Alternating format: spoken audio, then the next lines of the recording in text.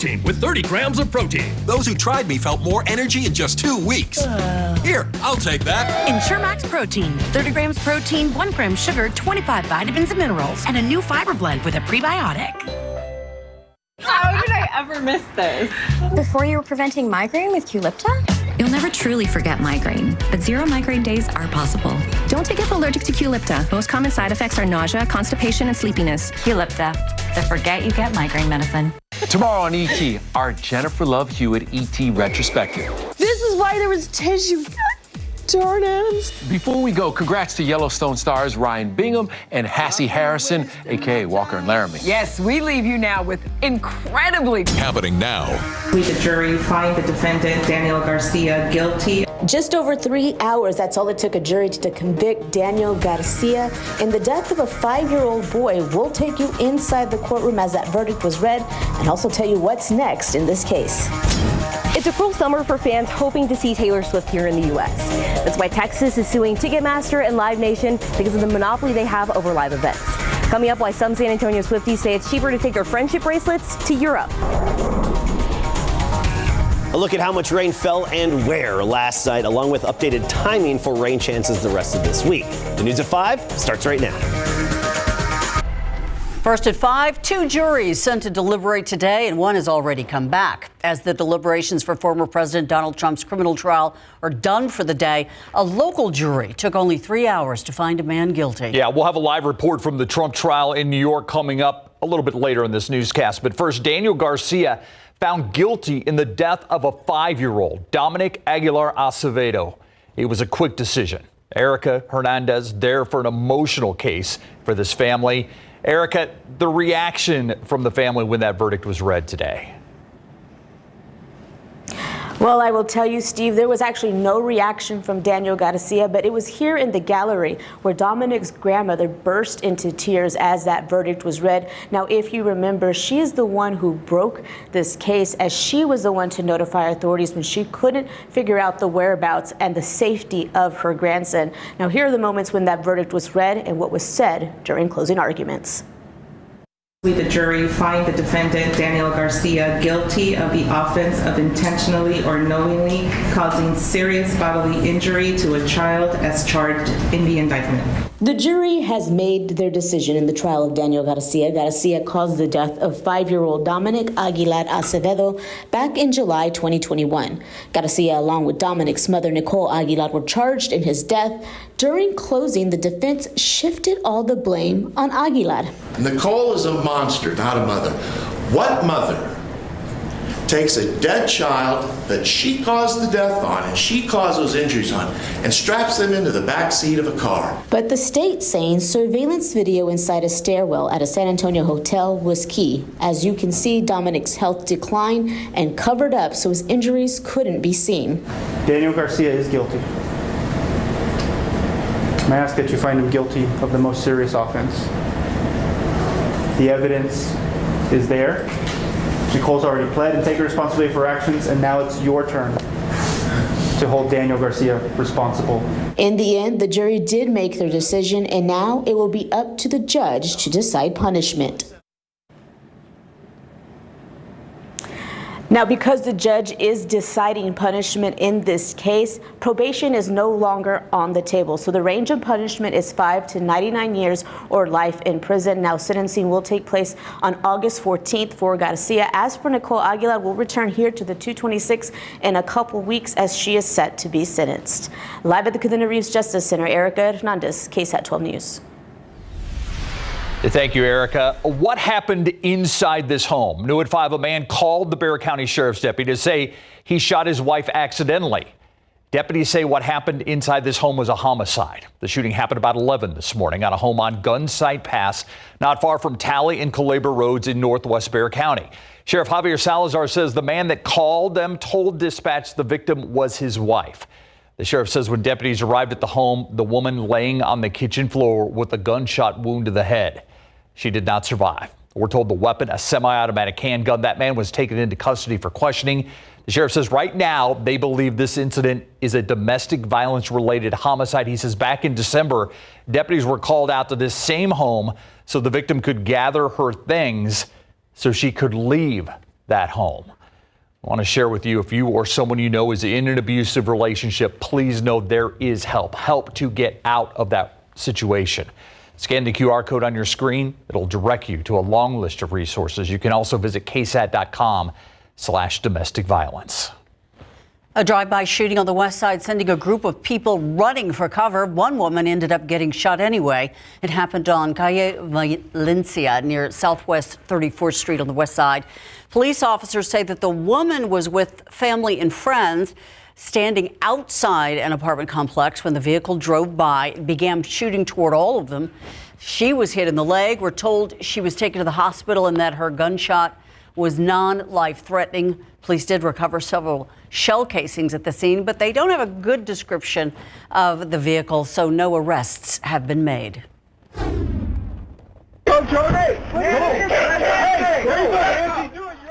Late night fights, accusations of theft, and an escalating property dispute that's raged on for months.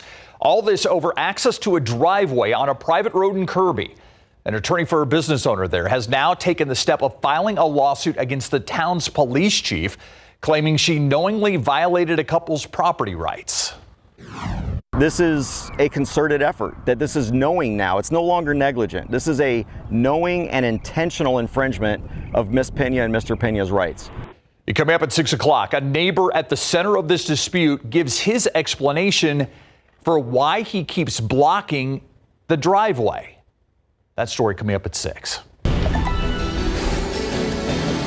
now to the Trump trial. The 12-person jury in former President Donald Trump's criminal hush money trial has gone home for the night. They're only at the beginning of a big decision, and one that had the presumptive Republican presidential nominee talking as he left the courtroom today. Washington correspondent Julia Benbrook there live for the jury's instructions, but also from the reaction of the former president. Julia, what's happening right now?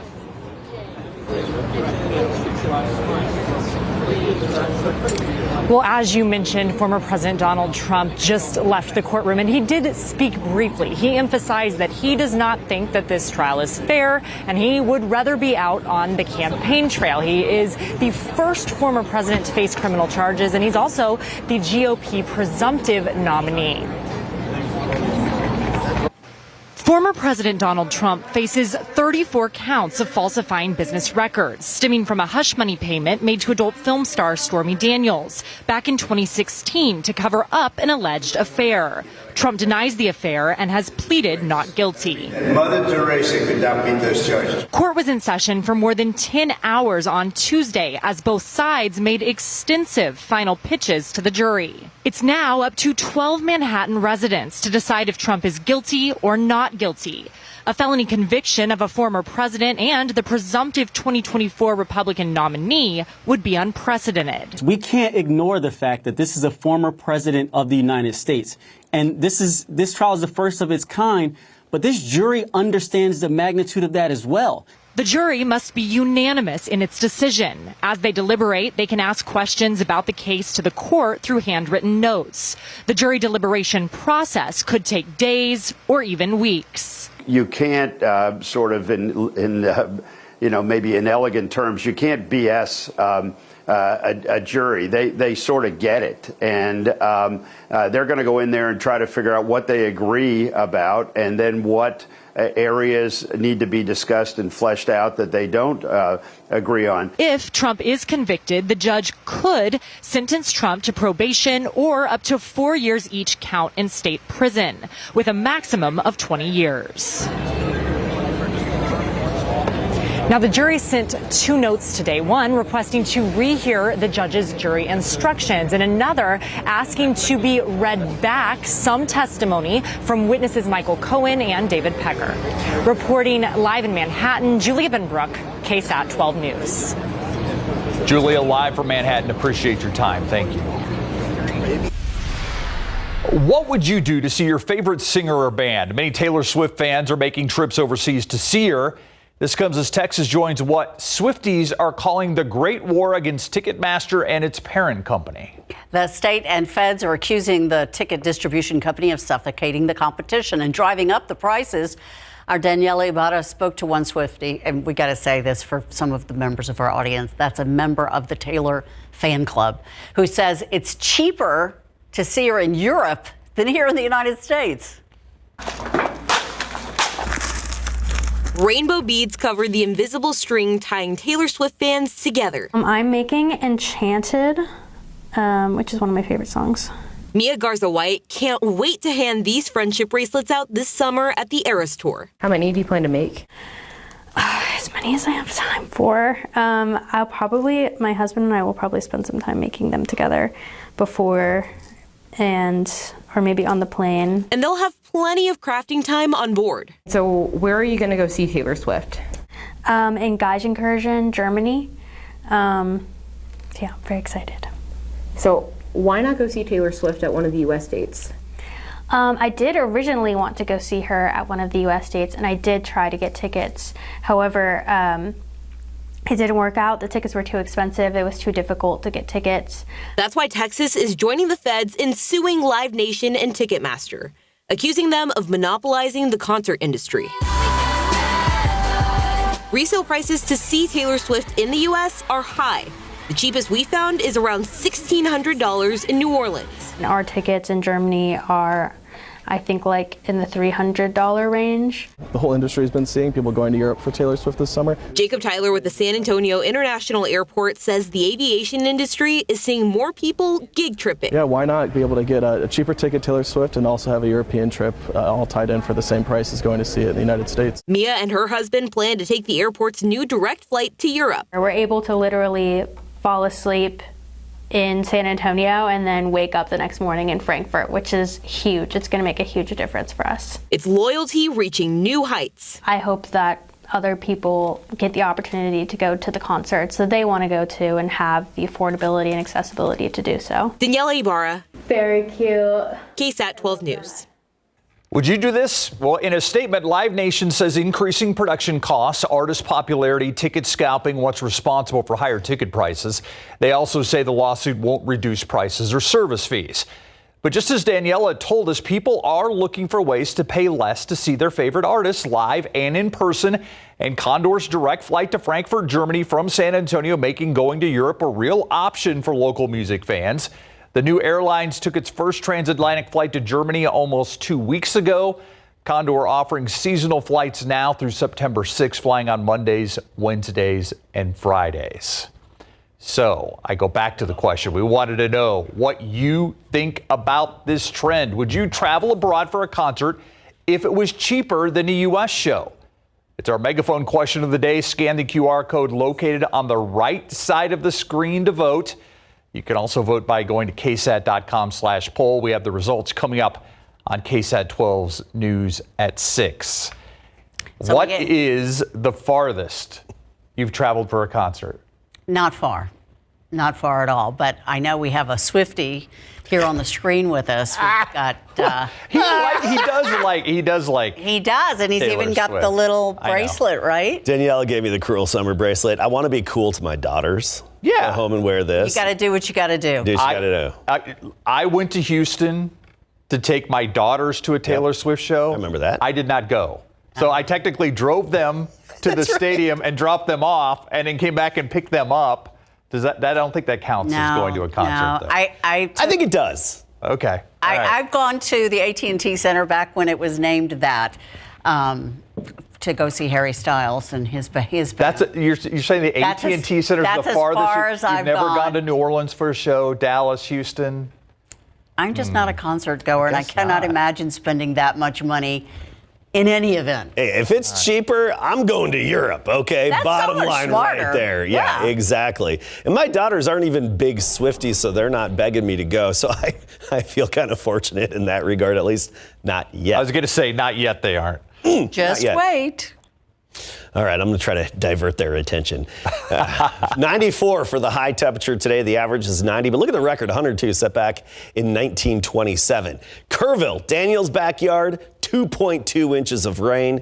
Leon Springs, Roland's backyard, 0.28. Rain accumulations varied significantly all across our area. Bulverde and Bryan's backyard, 0.3. New Braunfels, 0.43. And Mico at 0.62. So we did see some decent amounts in places. I'll have the radar estimates coming up in a bit. As we go through the evening, a light southeasterly breeze. By 10 o'clock, we're 85 degrees. Midnight, we're at 80. A few showers along the coast, but I'm going to be back to talk about where I'm watching for future storm development that affects our rain and storm chances in just a bit. And by the way, I did learn from Daniela that the Swifties make a bunch of these bracelets, line them up their arm, then they swap them and trade them, kind of like we do Fiesta medals. Yeah. I had no idea that. I just learned that. I got one for the rodeo. Oh, cool. Yeah. We want to take a live look outside at 410 in Jackson Keller. The only good news here is not as hot out there as it normally is or has been just recently, but there is some sort of a problem here on the side of the road, and it is causing traffic to move around it. Can't really see the backup from here, but assume there is one. We'll be right back. I'm Myra Arthur here in the newsroom, and here's what we're working on for the news at 6 o'clock today.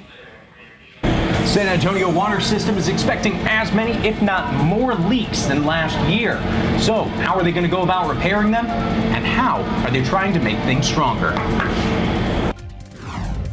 Plus, we finally hear from the winner of the Republican runoff for U.S. District 23. Incumbent Tony Gonzalez took that win, but just by over 400 votes. At 6, hear from Gonzalez about what he wants to do better and what he thinks Texas and the entire nation needs right now. That and more today at 6. Thank you, Myra. Look outside. So pretty. And look, it's only 95 degrees. How about that? This was a refreshing day. This actually felt nice. And I mean, you would think 95 would be like, oh, already? But nah. Didn't think it back. And this morning, it was almost chilly this morning. Almost chilly. It was 75 degrees at my house. It's funny That's how your body acclimates, right? Let's get right to our weather headlines. I want to talk about a few things. Storm chances are going to be late at night and in the early mornings in the days ahead, so not the typical afternoon time frame. High temperatures, mid-90s. We're not talking triple digits. Ursula, you may need a jacket. 75 was cool, okay, right? I'll put that away. There you go. Smoke, not as much of it in the air going forward. Actually, much better visibility out there today. And yeah, we can get into that in more detail coming up at 6. But I want to show you the Authority radar 24-hour rainfall totals. And you see a nice little bullseye between City of Medina and Bandera of over 2 inches of rain. Anywhere there's yellow on this map, that's where we had radar estimates of about 2 inches. Notice that wasn't around San Antonio. Officially at the airport, 0.13 of an inch. We'll take it. Obviously, we want more, and our rain and storm chances are generally going to be in the nighttime hours and early morning hours. Here's what we have out there today. Little bit of activity starting to pop up along the coastal plain and closer to the Gulf coastline and around Houston again today. Even one severe storm on the north side of Houston. That's where some isolated action is developing. What I'm watching going forward is more storms to the north that would be developing in North Texas. This is the zone we're watching, and West Texas, because the upper level steering flow could bring us the leftovers of those storms. So let's just look at tomorrow. Here's an example of one possibility with a complex of storms developing, moving into North Texas and even West Texas. And then as it nears us, we could get some of the leftovers, which is what happened to us last night. We had the storms in West Texas that gave us their remnants, weaker remnants, and some of those leftovers could hit us. Notice the power outages still, parts of East Texas and especially in Dallas County from the recent storms. 97 Stinson, 95 Poteet, 90 in Bernie, 86 Canyon Lake, and 93 in New Braunfels right now. Tomorrow we start the day at 75 at 7 a.m. By noon we're 88, the 94 the high temperature. And notice after sunset we get that 20% chance of storms. And I think it's really rises up to 30% later on at night. And every night through Saturday night and early morning, we've got that 30% chance of storms. Because of the type of pattern we're in, we get that opportunity for the remnants or leftovers of those North Texas and West Texas storms. Then nothing but sunshine by Sunday and into next week. Thank you, Adam. All right, so a Houston Texan winning an award that I didn't know even existed. Yeah, I think it's been around for about 20 years. So it's the Good Guy Award, and that's because C.J. Stroud is a good guy when it comes to dealing with the media, and that really is true. Plus, in the NBA, the Timberwolves avoid the sweep. Coming up.